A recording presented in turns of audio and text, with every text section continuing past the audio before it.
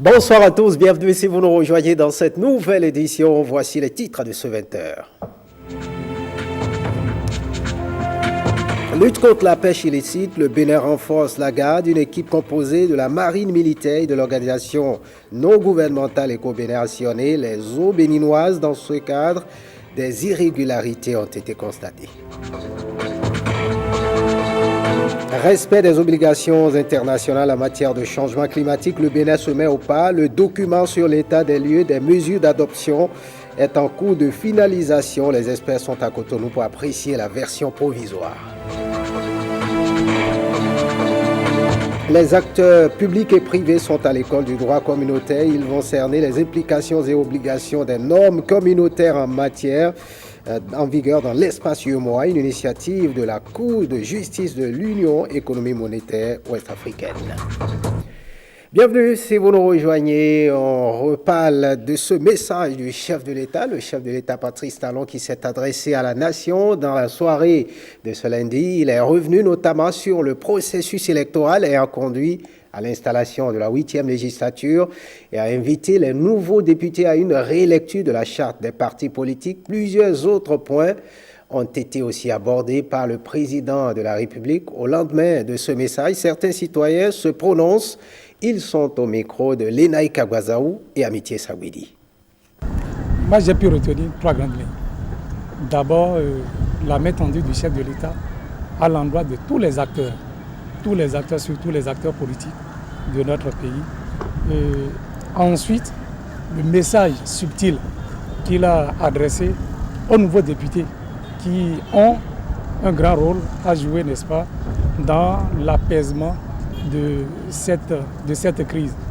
Et enfin, on a eu droit à un chef d'État qui a montré qu'il est à l'écoute de son peuple, et qu'il est au courant des différentes souffrances qu'engendrent les différentes réformes qu'il a amorcées depuis la prise de pouvoir. Je dirais qu'il y a deux choses fondamentalement qui sont ressorties du discours du président de la République hier. D'abord, une assurance. L'assurance par rapport aux élections qui sont passées, les élections législatives, qui démontrent encore une fois qu'il faut qu'il y ait des avancées démocratiques. Et par rapport à ces avancées démocratiques, on doit souffrir quelque part d'un peu de douleur. Et parce que ça peut faire mal que demain, ce serait bien. On ne peut pas revenir en arrière et donc c'est un acquis désormais que l'Assemblée nationale, mise en place, doit pouvoir faire un travail qui sera conséquent. Deuxième chose, c'est un peu l'avenir. Et cet avenir, c'est ce que le président de la République évoque en disant l'Assemblée nationale doit pouvoir dépoussiérer, en tout cas réactualiser les textes relativement à la charte des partis politiques, au code électoral, pour mettre cela en adéquation avec l'environnement du Bénin. Je trouve que ces deux éléments sont fondamentalement les plus intéressants que nous avons suivis hier.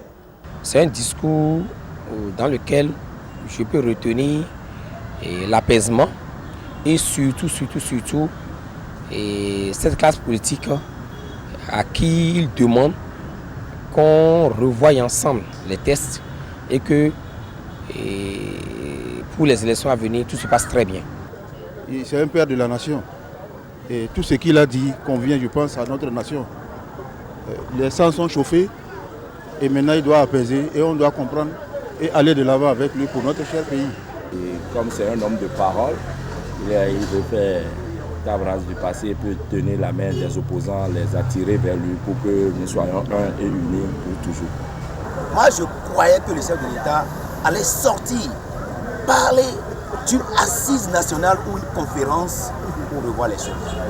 Vous voyez, vous parlez du code électoral, charte des partis politiques. Qui sont ceux qui ont voté ça? La majorité de la 8e législature qui est là. C'est eux qui constituent encore le bloc parlementaire de la 7e législature. Je vais être sincère, c'est ma manière de voir la chose. Il faut également voir le côté positif des choses. Au moins cette année, au niveau de l'année académique, scolaire, il y a eu une certaine tranquillité. On n'a pas eu les grèves. au niveau de la médecine, pas de grève non plus. Moi, je trouve que le chef de l'État, certainement, et je suis convaincu que c'est ça, c'est le développement qui l'oblige à agir de cette manière. Il se dit certainement, cela, c'est Patrice Talon également doit échouer. Donc il s'est dit, non, moi je ne veux pas échouer, je veux réussir, quoi que cela me coûte. Il faut dire aussi qu'il risque aussi sa vie avec tout ce qu'il fait. Et donc, n'est pas donné à n'importe qui d'agir ainsi. Donc moi je vois le volet positif de tout ce qui se fait au lieu de voir toujours le mauvais côté. Moi je ne suis pas dans cette dynamique de toutes les façons. Moi je suis convaincu parce qu'il fait des ouvertures. Et ces ouvertures, c'est à l'endroit de l'opposition notamment. Et donc la voie du dialogue, elle est là. On parle de la fin de session à la cour d'assises au tribunal de première instance de première classe de Cotonou. La première session a clôturé les activités. Le procureur général près la cour d'appel à faire un point de presse ce mardi 21 mai dans son cabinet au micro de Jérôme Moumbo et Ernest Etegou. Elon Mario Metono a dressé le bilan des activités puis il a annoncé la prochaine session. On écoute son intervention. Le tribunal statuant en matière criminelle a jugé effectivement 32 personnes et a prononcé les peines suivantes. 2 acquittements, 18 condamnations à des peines d'emprisonnement à temps allant de 3 ans à 20 ans, 12 condamnations à perpétuité. Comme je le rappelais à l'occasion du lancement de cette session criminelle, la tenue de ces audiences n'a été rendue possible que grâce à l'évolution du droit pénal intervenue en République du Bénin le 18 mai 2018. En raison de cette évolution législative, les personnes jugées par le tribunal statuant en matière criminelle ont désormais le droit d'interjeter appel des décisions rendues contre elles. La mise en œuvre effective de ce double degré de juridiction est un pas important dans le renforcement des droits de la défense. La réussite de la session criminelle qui s'est achevée est le résultat du fruit du travail acharné de plusieurs acteurs. Je veux nommer en premier lieu le garde des Sceaux, ministre de la Justice et de la Législation. Son engagement à nos côtés a permis de donner un contenu à cette évolution législative que nous célébrons. Je vais nommer ensuite les magistrats du siège comme du parquet. Je salue ici leur sens de la justice et leur abnégation. Je profite de cette tribune pour relayer leur appel à la mise à disposition d'un budget spécial pour l'organisation des prochaines sessions du tribunal statuant en matière criminelle. Je vais nommer enfin les avocats, et notamment le premier d'entre eux, le bâtonnier Yvon Detchenou, qui a assuré contre vents et marées les commissions d'office au profit des accusés démunis et a ainsi rendu possible la tenue des procès.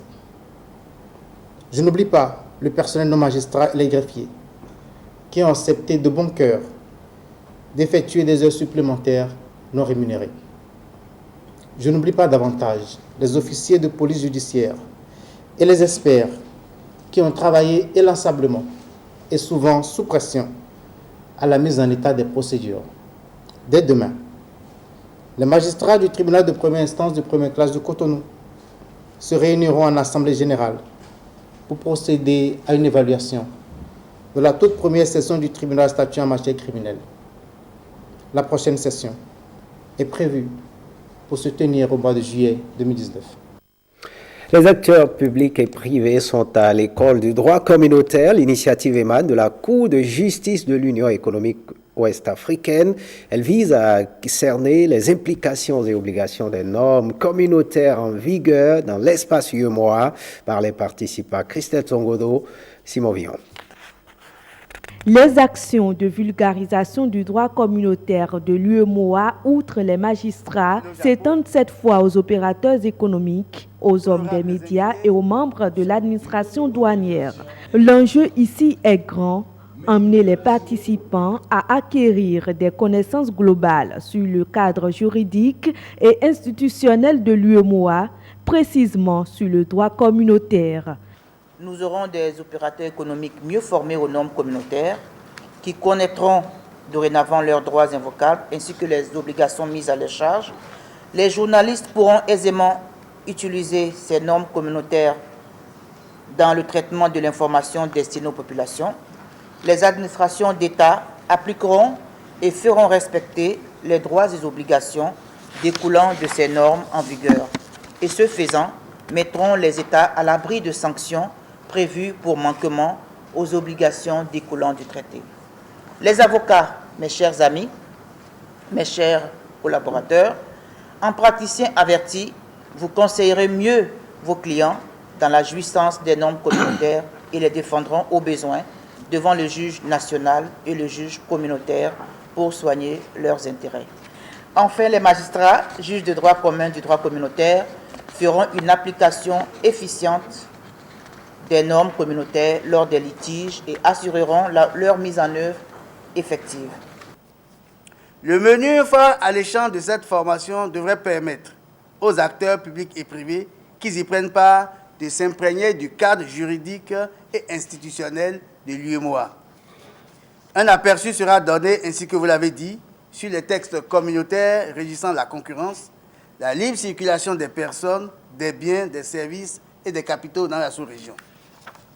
Cette revue de l'ordonnancement juridique dont la Cour de justice est la gardienne éveillera chez nous tous, je l'espère, un intérêt plus marqué pour les possibilités qu'offre le droit communautaire. L'évidence est qu'aujourd'hui, le marché du droit est sous-régional, cependant que l'UMOA en redessine constamment les contours. 3 communications sur des thématiques diverses et variées feront l'objet des échanges à cette rencontre sous-régionale dont le principal objectif est la meilleure appropriation des normes communautaires par les participants. Un tour dans les eaux du Bénin du 29 avril au 18 mai 2019. Une équipe composée de la marine militaire, de la direction des pêches et de l'organisation non gouvernementale Éco-Bénin a sillonné les eaux béninoises à bord du Bob Baker, un navire de l'ONG internationale Sea Shepherd. L'objectif est de lutter contre la pêche illicite, non légale, non déclarée. Justin Poguet et Daniel Ada. L'opération Guégou 2019, un ensemble d'actions pour affirmer l'autorité de l'État en mer sur les 200 nautiques de la zone économique exclusive du Bénin. Cette opération s'est déroulée sur 3 semaines avec la collaboration de toutes les administrations, la direction de la pollution halieutique, les forces navales béninoises et bien entendu la marine marchande. Elle a consisté à effectuer des patrouilles dans l'entièreté de la zone économique exclusive du Bénin. Cela nous permettra d'améliorer la collaboration inter-administration dans le cadre de l'exercice de l'action de l'État en mer. Et nous entendons prendre en compte toutes les recommandations qui ont été faites pour essayer d'améliorer la législation telle qu'elle se présente aujourd'hui et qui ne nous a pas permis une répression de la pêche illicite dans toute son entièreté. Les forces navales, le bras armé de l'exercice de l'autorité de l'État en mer, confirment l'utilité de l'opération pour ces unités. Les forces navales ont tiré beaucoup d'enseignements de cette opération parce que nous avons eu à engager des fusiliers marins qui étaient à bord du navire Bob Baker pour servir d'équipe de visite. Donc, chaque fois qu'on trouve un navire de pêche en mer, c'est ces fusiliers marins qui, avec certains membres de l'équipage, vont sur le navire pour l'inspecter, avec aussi les inspecteurs de pêche. Chaque navire, on a vraiment fouillé. Nous, notre mission d'abord, c'est de sécuriser le navire pour savoir qu'il n'y a pas un danger sur le navire. Dès qu'il n'y a pas un danger, je fais appel aux inspecteurs qui quittent là-bas pour venir à bord. Dès qu'ils viennent finir leur travail, on revérifie encore chaque cabine pour voir est-ce qu'ils ne font pas d'autres commerces. Pour les inspecteurs de pêche, la tenue de l'opération est synonyme de changement de paradigme. C'est vraiment une occasion pour montrer à ceux-là, nos partenaires, aux acteurs de la pêche, que nos eaux ne sont pas aussi libres. C'est vrai, il y a longtemps, on leur a fait croire que les eaux béninoises sont libres, peuvent venir à n'importe quel moment. Il suffit juste d'avoir la licence, on peut venir ramasser, faire la pêche comme on veut. Cette expérience, c'est aussi une manière de les sensibiliser, de leur dire que les choses vont changer désormais. Avec cette opération et les recommandations qui ont été faites, nous aurons à corriger ce qu'il faut corriger. L'ONG Eco-Bénin pour cette opération a mis en contact Sea Shippers et la préfecture maritime du Bénin. Nous avons fait des formations avec les forces navales, avec les inspecteurs de pêche et nous avons inspecté 8 navires de pêche en haute mer. Le chef de l'équipage confirme. We saw one vessel come across from Togo. Un navire de pêche du Togo qui a franchi la frontière, mais vraiment sur une petite distance. On n'a pas pu l'attraper à temps, mais ils ont fait demi-tour très vite. En dehors de ça, on a pu principalement contrôler toute la flotte de navires légaux, donc tous les navires de pêche qui sont enregistrés au Bénin. Les acteurs de l'opération, unanimement, reconnaissent que l'opération Guégou 2019 a été un succès. Et cette action de développement, Cotonou abrite depuis ce mardi une formation sur les nouveaux instruments de planification et de développement du Bénin. Il s'agira à travers ce rendez-vous de partage d'expériences de 4 jours de données, de techniques aux participants sur la politique nationale de développement. Blaise Adampo et Simon Vion. Une vingtaine de personnes participent à la formation sur les nouveaux instruments de planification. Durant 4 jours, ces hommes et femmes seront outillés sur les stratégies et mécanismes à mettre en œuvre pour le développement du Bénin. Portant sur les thèmes les nouveaux instruments de planification et de programmation du développement du Bénin, cette formation a pour objectif général d'aider les participants à s'approprier le Plan national de développement PND 2018-2025 et ces nouveaux documents d'opérationnalisation pour les intégrer dans les outils sectoriels de planification et de programmation. Après 4 jours de formation, les participants seront désormais aguerris pour tout mettre en œuvre auprès de leurs structures respectives pour que les actions sectorielles soient arrimées aux planifications et plans national de développement ainsi que le programme de croissance pour le développement durable et le programme d'action du gouvernement. Pour ce stage, l'Institut de formation sociale, économique et civique, InfoSec, a fait appel à des experts des questions de planification. L'équipe de formateurs constituée des experts de la Direction générale des politiques de développement et des experts de la cellule de suivi des programmes économiques et financiers du ministère de l'économie et des finances sont aguerris pour échanger avec vous. Pour atteindre les objectifs de ces 4 jours de formation, des modules seront développés, entre autres les principaux axes du programme de croissance pour le développement durable. Depuis quelques jours, il est mis en œuvre une réforme pour l'élaboration du budget gestion 2020. Dans ce cadre, chaque ministre doit élaborer son budget dans la ligne de cette nouvelle politique. Dans ce cadre, les acteurs budgétaires du ministère de l'Énergie sont informés donc sur cette réforme qui nécessite la tenue d'une conférence de performance dans la journée du lundi 20 mai. Blaise Adampo et Bruno Rotepo. Responsable de programme. L'exercice du jour consiste à s'approprier les tenants et aboutissants de la réforme sur l'élaboration du budget gestion 2020. À travers diverses communications, les cadres du ministère de l'Énergie s'informent sur l'importance et la finalité de la conférence de performance. La finalité de la conférence de performance est de déterminer, les performances du ministère sur 2020 ainsi que sur le triennal, performances au regard desquelles nous allons solliciter les demandes de crédit budgétaire, assorties bien sûr des arguments qui les justifient, et faire le plaidoyer au ministère de l'économie et des finances pour avoir ce dont nous avons besoin pour relever donc les défis du secteur. Avec la nouvelle méthode d'élaboration du budget, une autre démarche s'impose pour la demande budgétaire du ministère. Dans le cadre de la budgétisation sur la performance, tout demandeur de crédit est forcément tributaire de la capacité donc de la structure à relever le défi prioritaire associé à son périmètre fonctionnel. si vous ne proposez pas des actions lesquelles vont permettre, des activités lesquelles vont permettre de relever le défi assigné à votre structure, vous ne pouvez pas prétendre à avoir donc des crédits. Dans cette logique, les structures sectorielles doivent définir des priorités. Et ce n'est pas ce qui manque au ministère de l'Énergie. Le gouvernement a fait le choix de renforcer les capacités énergétiques de notre pays, à travers notamment la mise en place d'infrastructures énergétiques et l'implication des acteurs privés pour relever ce défi national. Dans cette optique, les actions envisagées pour l'année 2020 devront être en cohérence avec les priorités ci-après. L'accroissement des capacités de production, des moyens de transport et de distribution de l'énergie électrique, le développement et la gestion des partenariats pour assurer l'approvisionnement en gaz naturel, la promotion de l'électrification rurale et de la maîtrise d'énergie.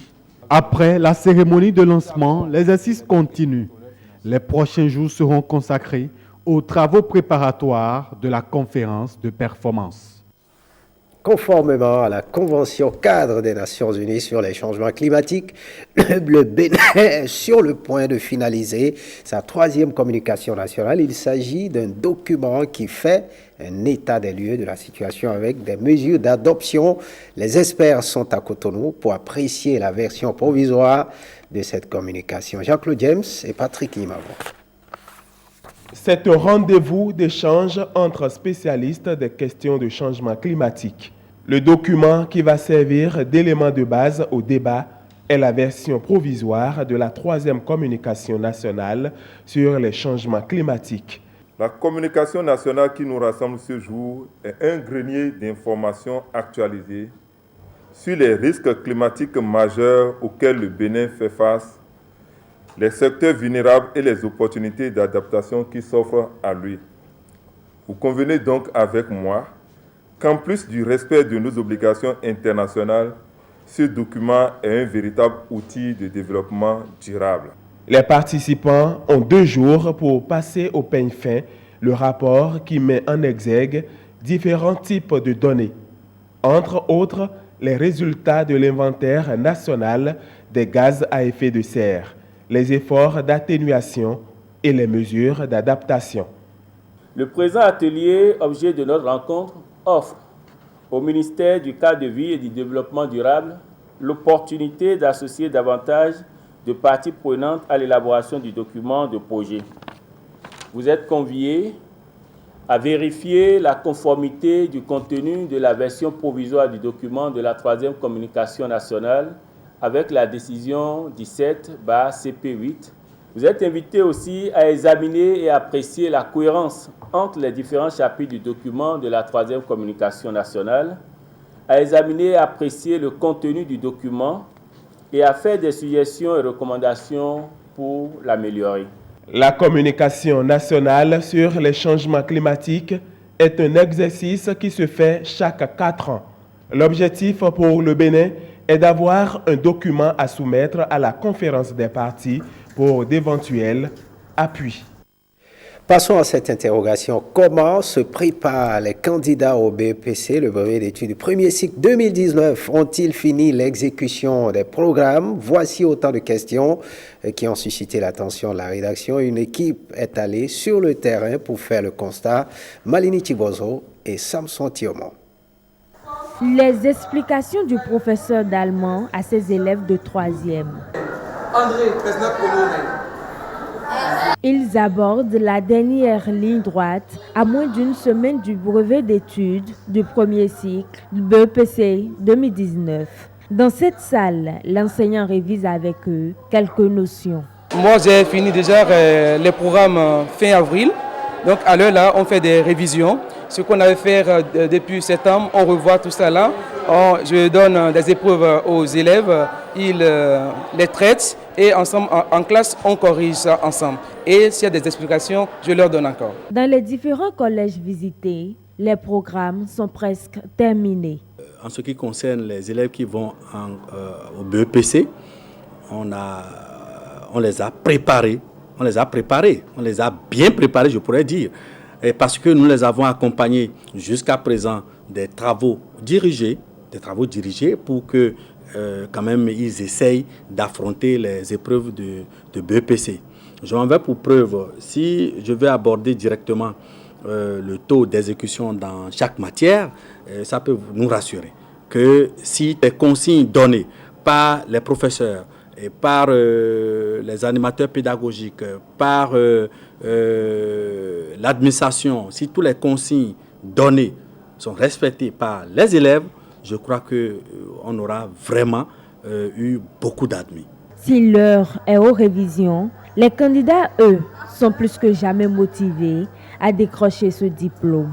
L'année passée, c'est vrai que beaucoup d'élèves ont échoué et nous n'avons pas assez de pourcentage. Mais cette année, ça ira. Je suis actuellement très prête et j'ai confiance que j'aurai le BEPC cette année 2019. À l'heure actuelle, nous sommes au cours des sciences de la vie et de la terre. Donc, nous sommes en révision pour l'examen. Je suis prêt à affronter l'examen du BEPC. Je pense que nous pouvons donner 100%. La réussite des élèves à cet examen dépend également du rôle des parents. Ils sont très attendus au tournant. Nous, on vient de faire notre partition. La partition pour que les élèves aillent à l'examen. D'accord? Mais nous ne sommes pas les seuls. Nous avons les parents. Surtout les parents. Surtout les parents parce que si nous faisons tout ici et les parents ne suivent pas à la maison, tout ce que nous allons faire, ça n'aura pas d'effet. Donc je veux profiter simplement de votre canal pour dire que parents d'élèves, nous vous en supplions, suivez vos enfants à la veille de ces examens pour que nous ayons tous la joie au cœur lorsqu'on aurait proclamé les résultats. L'examen du BEPC, c'est le 27 mai prochain. Plus de 205 000 candidats sont attendus dans les différents centres de composition sur toute l'étendue du territoire national. Faites ce journal, merci de l'avoir suivi. Retrouvez juste après cette édition l'adresse du chef de l'État Nouvelle Diffusion. Vous aurez donc Awa Chérif qui reprend les commandes à 23h30 pour l'édition du soir. Bonne suite des programmes sur l'ORTB. Passe en vous.